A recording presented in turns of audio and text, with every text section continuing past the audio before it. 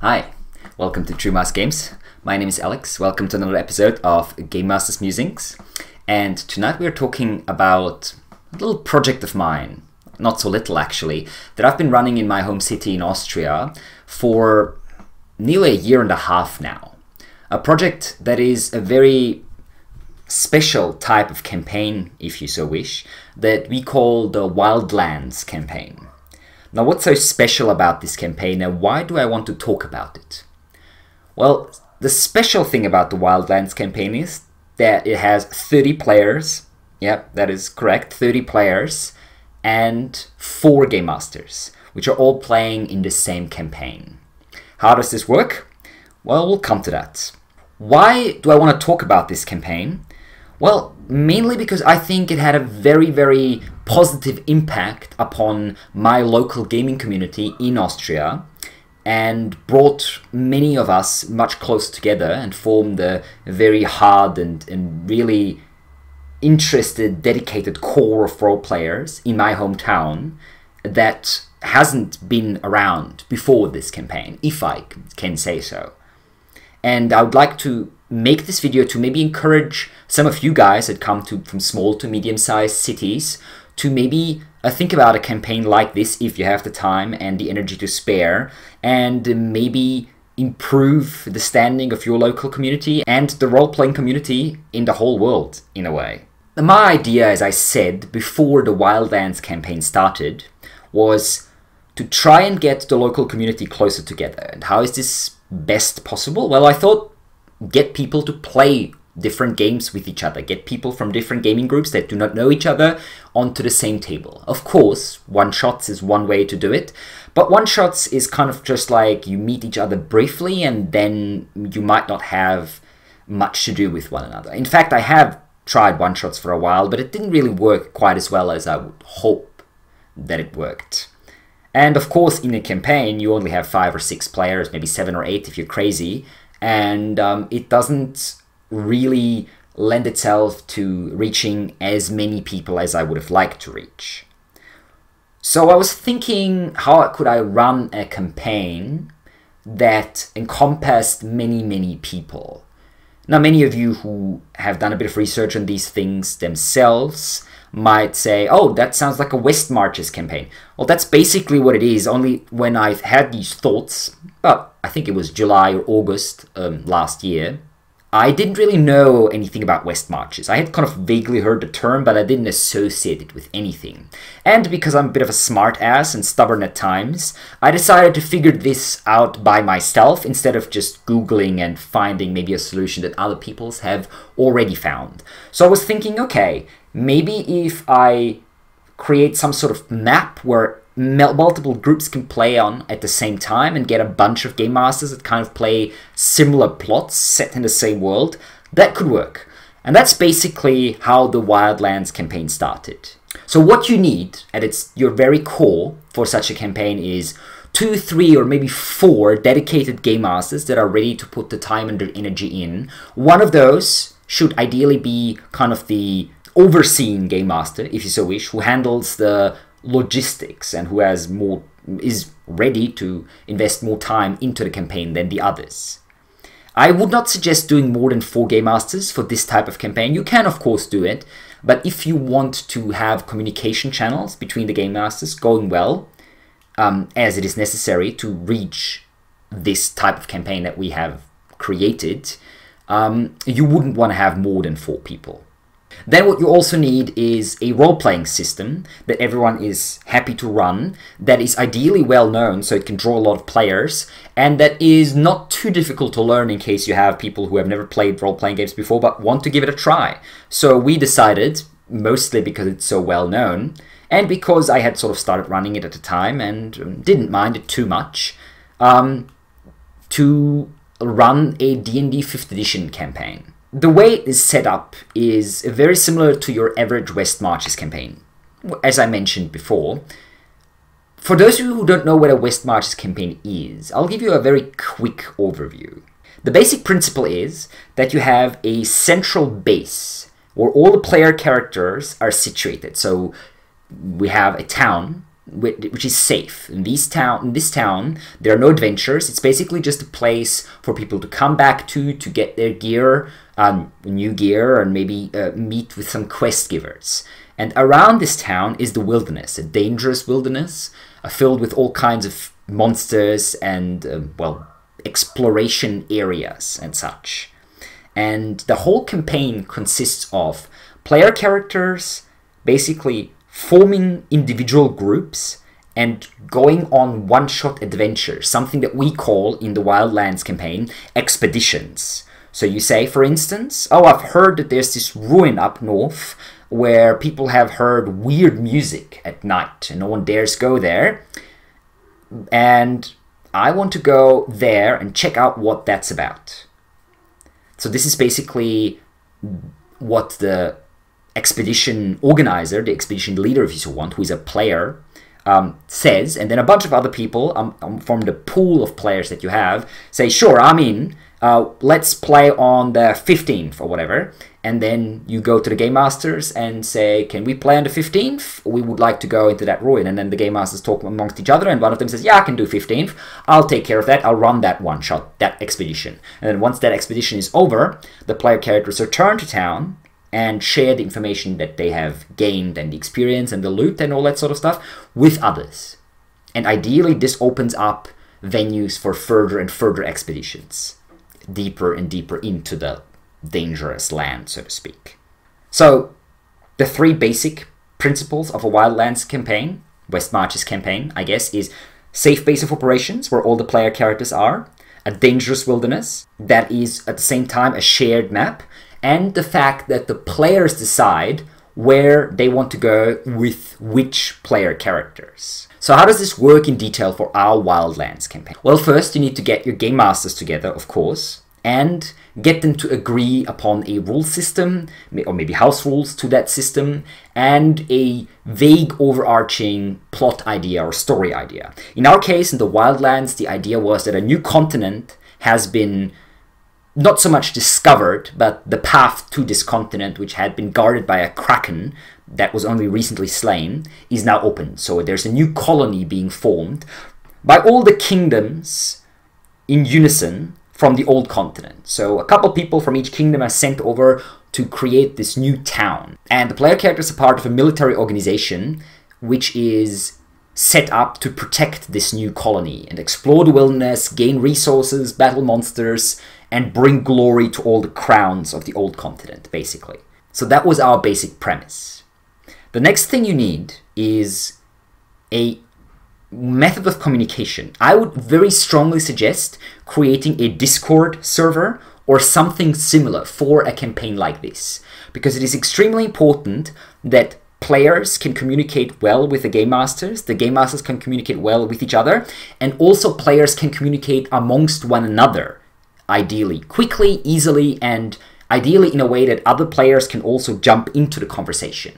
Remember, one of the reasons we are doing this is to create bonds and a stronger sense of community amongst the role-playing people who are part of this campaign. So you want them to talk to each other as much as possible. Then what you need is a document that you as the Game Masters release that has all the house rules, a bit of the basic story of the campaign, obviously character creation guides and all that sort of stuff, and all the other things that you might want to talk about. One of the very good ideas that I think we had that was very important for the success of the campaign is to set up a fixed day that we play on. So for us it is Sunday. On 3 to 4 Sundays a month, basically, we play one expedition. So once the players enter the campaign, they can see, okay, Sundays is the days that are always expedition days. So if I can't ever do Sundays, I won't be able to play in the campaign.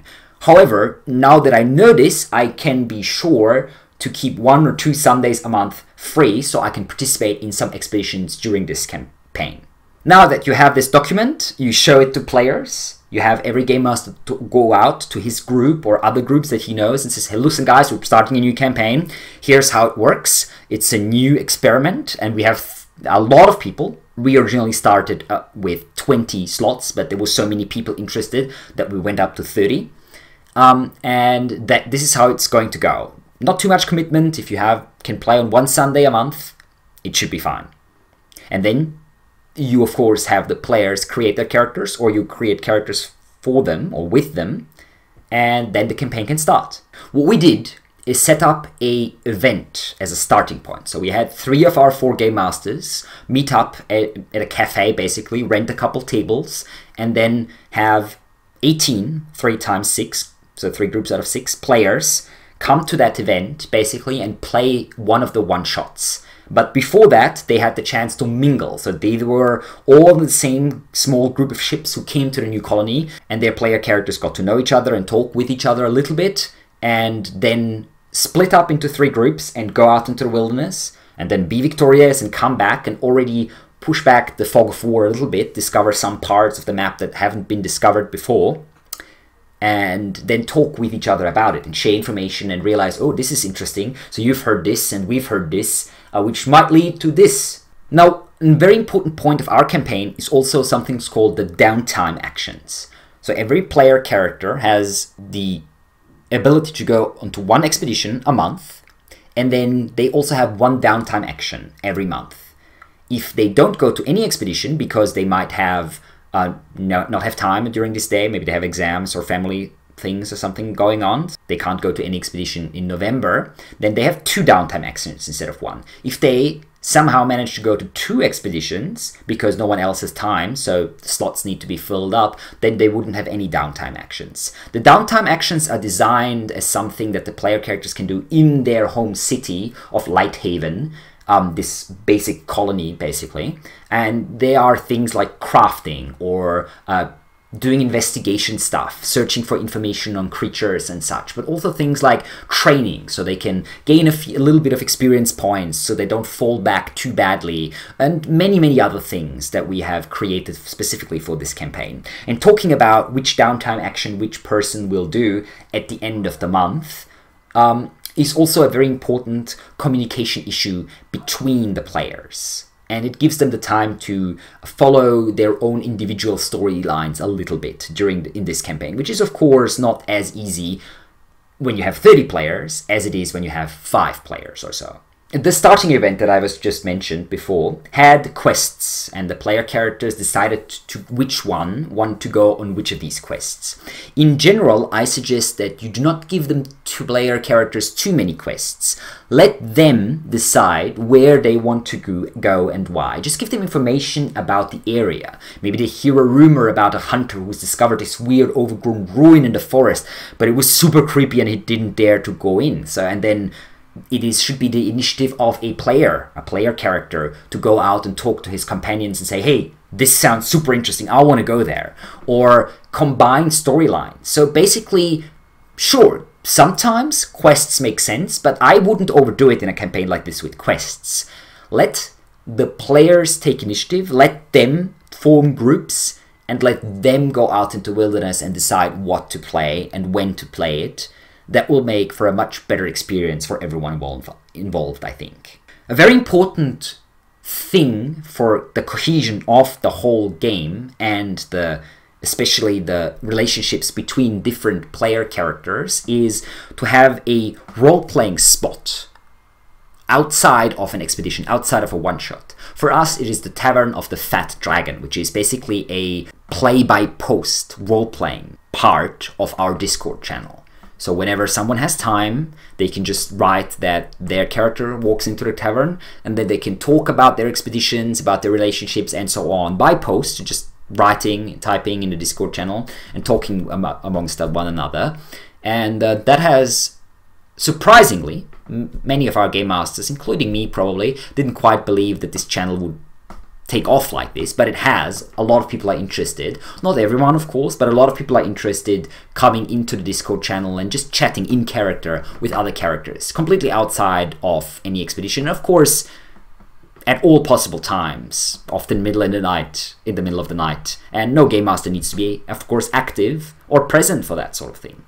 One other way that we have created in this campaign to get people together is events. So anytime when something big happens, for instance, an army of Kuotoa weird frog fish people attacked one of the villages of the colony, we had a big event with 3 or 4 game masters and 3 or 4 gaming groups that all meet up at the same place at a cafe or something like that and rent a few tables and then play pretty much all day and together beat back this army, this attacking army, working together and interacting and even interchanging player characters between groups during this event, which is a very, very strong and very fun thing to do and very strong way to gain more cohesion amongst the player base. There's always a bit of a danger in a campaign like this that people are only going to find a specific group that they like to play with and then just stick with that group, which is of course not the ideal scenario in a campaign like this. So try to give players a little bit of incentive to switch their groups and play with many different people and get to know many different people. There's a couple of ways you can do this. We found simple ways. Just give player characters a little bit more experience points if they're playing with people they haven't played with recently or at all so far, which is a small incentive. A more interesting incentive is possibly something that is not possible in any other campaign. You can create specialized groups. What do I mean by that? Well, some quests might really profit from a more heavy-handed approach. For instance, we had a shattered fleet crawling with undead that had been shattered against the rocks 100 years or so ago that the player characters came upon. And a group of clerics and paladins found themselves together. So there was, I think, a druid, 2 paladins, and 2 clerics, if I remember correctly. And they went in there, and even though they were way under-leveled for this area, because they were such a specialized team, they actually managed to destroy the leader of the undead and purify the area, more or less. Another example is one of the wizards, one of the player characters, was captured by an orc tribe on a previous expedition. So then a bunch of rogues, a shadow monk, and another wizard that was also kind of preparing sneaky spells and so on, banded together as a specialized team, went in there super sneakily, infiltrated the orc encampment, and got the prisoner who was tortured and just out of it, basically, out and escaped. This sort of thing, creating these specialized teams, is not possible in any other campaign, and it's one of the great strengths of this campaign. And playing in a specialized team like that, or at least having the potential to create a specialized theme like that, is really cool. And I really enjoyed running that game.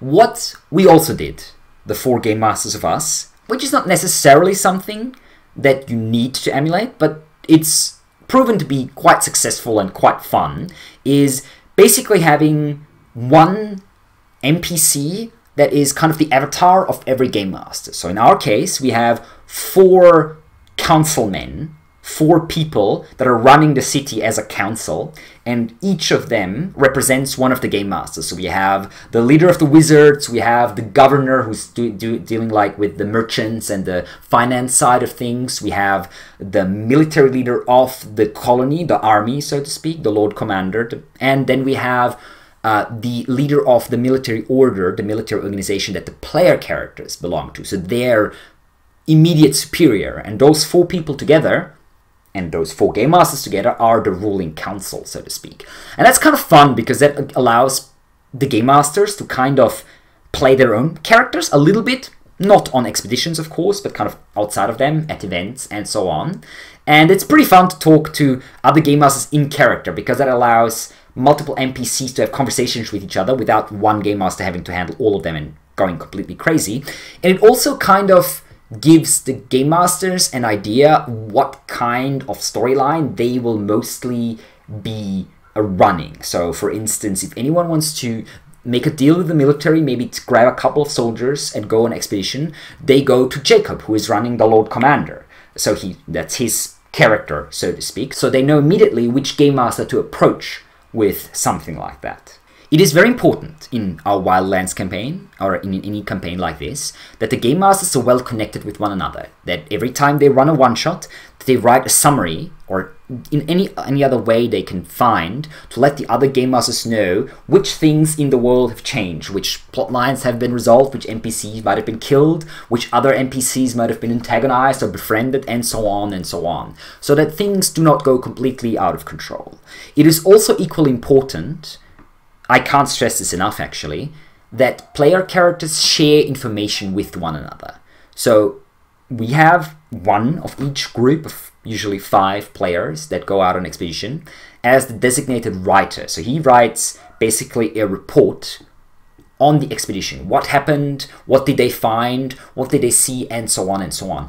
Because reading these reports and talking about them in character or out of character with the other players gives a much better way of understanding what is going on in the area to the other players. And often, once you put together the information that different groups have achieved, so managed to get on their expeditions, the player characters have realized things that they by themselves would never have been able to realize, and come up with strategies that otherwise wouldn't have been possible without this information. And also, it's another great way to further and incentivize players and player characters to talk to one another. Last but not least, I'd like to talk a little bit about our overarching storyline. We have areas of the map and just generally like a storyline within an area. There might be in the Horn Woods, for instance. There might be a goblin tribe, as it was for us. And that goblin tribe is trying to attack the colony. So that's kind of the storyline there. At the same time, there's a splinter tribe led by a shaman who's trying to take over control of the main goblin tribe. So the player characters kind of are enemies to both of them in a way, but might have the chance to maybe play them off against each other, and so on. So that's the storyline in this specific area. But we also have an overarching storyline. For instance, the goblin shaman had this weird artifact, this glass with a blue eye inside of it that was kind of looking around. And later on they realized that this glass belonged to a witch. And then even later on, they realized that there was 2 more glass eyes and 2 more witches, and that this triad, this coven of witches, tried to do something really evil in the whole area and was manipulating different tribes and different creatures in the area. And in the end, the witches were stopped, but it was a very close thing. And it was basically like an overarching plot line that combined the localized plots from different areas, and we have many of those overarching plot lines and had many of them resolved during the course of the campaign, but there's far more coming. And I think that having these very overarching plot lines serves to give the world a unified feeling. It actually gives both the players and the game masters the idea that they are, or the feeling that they are playing in the same world, that they're not just randomly doing similar things with people that kind of vaguely know each other, but they're actually playing in the same world, and they're actually discovering similar things, and they're actually facing off against the same foes. And that is what makes the campaign a great success, or at least that's what I'd like to think. So I hope in this video I was able to give you some ideas on how something like this could run. There's way more details about the campaign that I haven't shared. I've been rambling on far too long probably already. But if you have any questions, please let me know. I'm very happy to help you out. If you want to organize something like this within your own home city, maybe at a local game store of some sort or something like that, and have like a weekly reoccurring game evening, I can really heavily recommend it. I think it's a great boon, any such campaign, for the local gaming community, and it will give people something to talk about for years to come, and strengthen the ties amongst the local gaming community and all the different game groups in a way that I personally wouldn't have been able to imagine before the campaign. So if you have any questions, please let me know. And as always, if you enjoyed our content, please subscribe to our channel and like this video. There's a subscription button coming up right here, and check out some other videos of ours, which would be right down here. And as always, until we see each other again, good luck with your own games, and True Mouse Games says thank you for watching, and bye-bye.